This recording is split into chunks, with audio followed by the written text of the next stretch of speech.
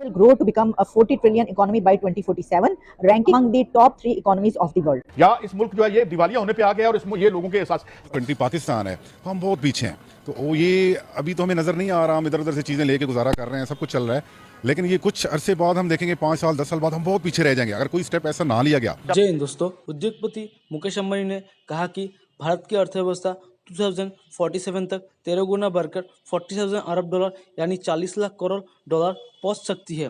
भारत अभी दुनिया की 5वीं सबसे बड़ी अर्थव्यवस्था है और वर्तमान में केवल अमेरिका, चीन, जापान और जर्मनी के पीछे है।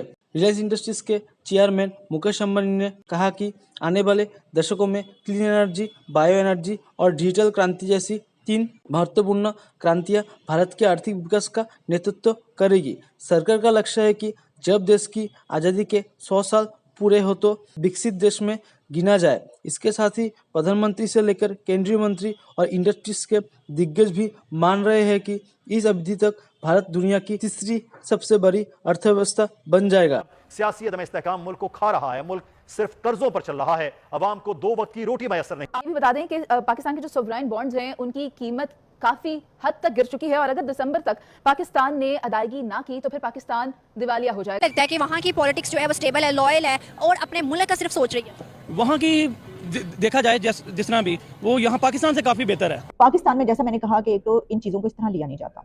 देखिए जैसे उन्होंने नरेंद्र मोदी साहब ने इनिशिएटिव लिया था कि हर चीज़ इंडिया में बनेगी। इंडिया ने मेड इन इंडिया पर काम करते हुए चाइना को मैन्युफैक्चरिंग में बीट किया है। वो किस तरह से काफी बड़ी जो है कंपनीज वो चाइना को छोड़कर इंडिया मूव कर गई हैं। उसकी वजह से चाइना को बहुत लॉस हुआ और मेड इन इंडिया जो है वो बहुत ज्यादा प्रमोट हुआ है। अगर इसके प्रोडक्ट्स हम देखें तो पिछले सिनेरियो में इंडिया ने चाइना को जीडीपी में भी कुछ अर्से के लिए बीट किया था। अगर हम स्पेस की बात करें तो बहुत ज्यादा इनिशिएटिव लिया जा रहा है। स्पेस में भी लिया 2014 में जब नरेंद्र मोदी की हुकूमत आई थी, उन्होंने मेक इन इंडिया पर काम शुरू किया था। जब मेक इन इंडिया पर काम शुरू किया था तो पाकिस्तान ने ही नहीं बल्कि चाइना ने भी बहुत ज्यादा क्रिटिसाइज किया था। ये कहा था कि चाइना जैसा मुकाबला कोई नहीं कर सकता, लेकिन आज अगर हम देखें 2022 में ये करके दिखाया है इंडिया ने और चाइना को बीट किया है। और जब हम बात करते हैं पाकिस्तान की, इंडिया की, बांग्लादेश की तरक्की की बात करते हैं और फिर हम बात ये करते हैं कि अब जो पाकिस्तान में इस वक्त पॉलिटिकल टर्मोइल है उसकी वजह से हमारी तमाम तरक्की रुक चुकी है, यानी है कि हम इसमें इतने ज़्यादा बिजी हैं कि हम किसी और तरफ नहीं देख रहे। जो हमें हमारे असल करने के काम है उस तरफ हमारी तवज्जो नहीं है। तो ऐसे ही वक्त में एक खबर आती है हमसाया मुल्क भारत से और वो खबर ये है कि Mukesh Ambani says Indian economy to grow 13 fold to 40 trillion dollars by 2047। बड़ी अहम खबर है। इसकी वजह ये कि पहले इसके ऊपर ये वाली कुछ प्रेडिक्शंस आती रही हैं। ब्लूमबर्ग ने भी इसके ऊपर पब्लिश किया, इसको इंटरनेशनल मीडिया और इंडियन मीडिया इसको पब्लिश कर रहा है। इससे पहले मिस्टर अडानी ने ये कहा था कि 2050 तक 30 ट्रिलियन डॉलर्स इकोनॉमी इंडिया बन जाएगा। लेकिन अब मुकेश अंबानी साहब ये फरमा रहे हैं, जो कि one of the richest person है इंडिया के, बड़ी इंपॉर्टेंट पर्सनैलिटी है वहाँ की, उनकी कैलकुलेशंस ही हैं। वो एक जगह पर मौजूद थे, स्पीच कर रहे थे, जहाँ पर उन्होंने ये कहा कि India is likely to become 40 trillion economy by 2047, a 13 fold jump from its current size. अच्छा, इसमें उन्होंने कुछ फैक्टर्स भी बताए। हम सिर्फ ये बात नहीं करेंगे बल्कि हम उन फैक्टर्स पर बात करेंगे कि क्या फैक्टर्स हैं और उन्होंने क्या कहा है, क्योंकि उसको देखते हुए फिर हम अपनी इकोनॉमी या हम अपनी सूरत हाल को कंपैरिजन कर सकते हैं। कम से कम देख सकते हैं कि क्या हम भी इन फैक्टर्स पर काम करेंगे, क्या हम भी अगर इन इश्यूज पर काम करेंगे तो हम भी आगे बढ़ सकते हैं। अब देखिए इसमें जो है जैसा कि मैंने आपको बताया कि अभी तो 5th largest economy India already बन चुका है, यूके को पीछे छोड़ के। अच्छा, कुछ लोग उसमें ये कहते हुए नजर आते हैं कि उसकी वजह ये है कि यूके ऑलरेडी इस वक्त जिस क्राइसिस से गुजर रहा है, इन्फ्लेशन बहुत ज्यादा है वहाँ पर और बड़े एक मुश्किल हालात से गुजर रहा है, तो ऐसे में जाहिर है कि उसने पीछे रह ही जाना था और किसी ना किसी ने आगे आना था। तो देखिए बात सिर्फ इतनी नहीं है। अगर हम इस फैक्टर को ले भी लें कि ये यूके का अच्छा टाइम नहीं है, इस वजह से उसको इंडिया ने क्रॉस कर दिया, लेकिन इंडिया ने ही क्यों क्रॉस किया, किसी और कंट्री ने क्यों नहीं क्रॉस किया? क्योंकि जो तरक्की करने की कोशिशों में होगा आगे, जिसकी एफर्ट्स होंगी वही उसको क्रॉस करेगा ना। हाँ, तो उसके बाद इसका मतलब इंडिया था तो उसने उसको क्रॉस कर लिया। अच्छा, अब इसमें मैं आपको थोड़ा, जिस तरह मैंने आपको बताया कि इसमें जो उन्होंने बात की है, India will grow to become a 40 trillion economy by 2047, ranking among the top 3 economies of the world.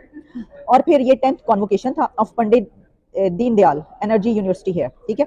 अब उसमें उन्होंने खास तौर पर जो है ना वो 3 फैक्टर्स पे बात की है। उन्होंने 3 चीज़ों की बड़ी बात की है, जिसमें उनका कहना था कि जो 3 गेम चेंजिंग रेवोल्यूशंस हैं will govern India's growth in the decades ahead. आने वाले डेकेड्स में इंडिया को 3 ऐसे गेम चेंजिंग रेवोल्यूशंस हैं जो उसको वहां तक लेकर जाएंगी जिस पॉइंट की अभी बात हो रही है। वो कौन से हैं? वो हैं द क्लीन एनर्जी रेवोल्यूशन, फिर है बायो एनर्जी रेवोल्यूशन एंड एक और है और वो है डिजिटल रेवोल्यूशन। अब हमें ये देखने की जरूरत है कि देखिए इंडिया ने इसके ऊपर बड़ा काम कर रहा है, बहुत काम किया है। क्लीन एनर्जी की जब हम बात करते हैं तो ऐसे बहुत सारे प्रोजेक्ट्स हमारे सामने आते हैं जिसमें पता चलता है कि इसमें ये हो रहा है, वहाँ पर ये वाला प्रोजेक्ट चल रहा है, वहाँ पर ये चल रहा है। फिर उसी के साथ बायो एनर्जी की जब बात की जाती है इसमें भी वहाँ पे बहुत काम हो रहा है। डिजिटल रेवोल्यूशन तो ऑलरेडी हम इसके ऊपर बात कर चुके हैं, वो तो कमाल का उन्होंने कर दिखाया।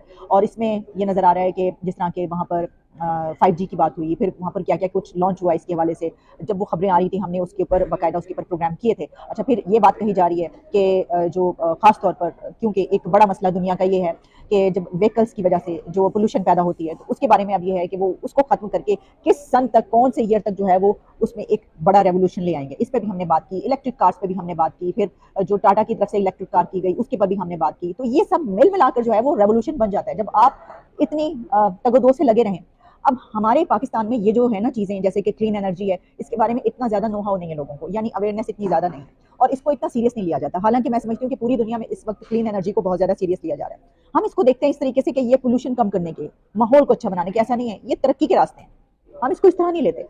अब डिजिटल रेवोल्यूशन जब इंडिया में आया है तो उसकी वजह से उनकी तरक्की कैसे आगे बढ़ेगी, ये तो इसके ऊपर पूरी कई प्रोग्राम्स हो सकते हैं अगर इस पे करने पे आए। देखिए, इसके कुछ और एंगल्स भी हैं कि डिजिटाइजेशन जो है वो एक बहुत बड़ा रोल प्ले करती है और फिर वो एज ए फोर्स मल्टीप्लायर आप इसको देखें कि बाकी जो टेक्नोलॉजीज हैं वो भी इसके अंदर शामिल होती चली जाती हैं, जैसे कि आर्टिफिशियल इंटेलिजेंस है, रोबोटिक्स है, फिर इंटरनेट है, जिस हम पहले कई मरतबा इसके ऊपर बात कर चुके हैं।